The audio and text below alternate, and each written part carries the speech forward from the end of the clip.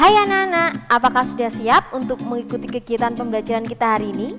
Saya yakin pasti kalian sudah siap. Nah, pada video saya yang pertama ini, saya akan menjelaskan tentang apa itu teks deskripsi. Mungkin kalian di rumah bertanya-tanya, apa sih Bu teks deskripsi itu? Bagaimana sih Bu teks deskripsi itu? Dan untuk menjawab pertanyaan kalian, saya akan langsung menjelaskan.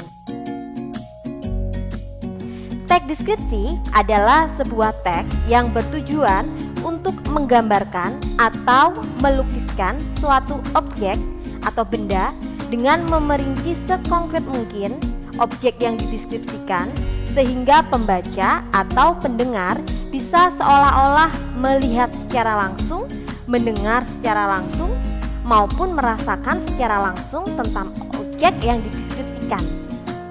Nah, dalam teks deskripsi ada 3 strukturnya. Struktur yang pertama adalah identifikasi atau deskripsi umum. Misalnya, kalau kalian ingin mendeskripsikan teman kalian, maka pada bagian deskripsi umum atau identifikasi, kalian akan menuliskan nama teman kalian, alamat, kenal di mana, dan seterusnya. Kemudian, yang kedua adalah deskripsi bagian. Dalam deskripsi bagian, kalian akan memerinci lebih detail lagi tentang objek yang kalian deskripsikan. Kalau dari contoh yang pertama tadi, misalnya kalian mendeskripsikan teman kalian, nah pada deskripsi bagian ini, kalian akan menuliskan bagaimana karakternya, bagaimana ciri fisiknya, apa hobinya, apa cita-citanya, apa makanan favoritnya, dan sebagainya. Yang ketiga, yang terakhir adalah kesimpulan. Dalam kesimpulan, ini berisi tentang kesan kalian ketika mengenal teman kalian. Jadi, kalau dalam deskripsi bagian tadi kalian menjelaskan tentang bagaimana tentang si dia. Nah, kalau pada kesimpulan ini kalian tuliskan kesan kalian.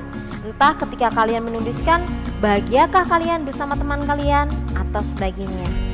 Untuk jenisnya dalam teks deskripsi itu dibagi menjadi 2. Yang pertama adalah teks deskripsi yang berdiri sebagai sebuah teks.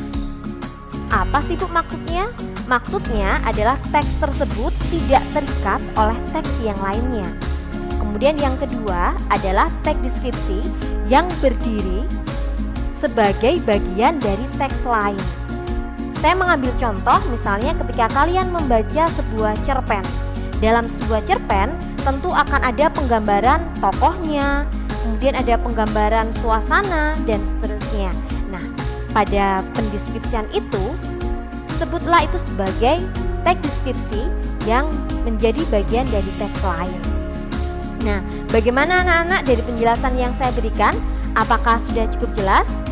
Jika kalian masih belum jelas dan ada yang ingin ditanyakan, silakan kalian bisa tuliskan di kolom komentar atau kalian bisa menghubungi Bu Retno secara langsung. Mungkin itu dulu dari pembelajaran kita yang pertama.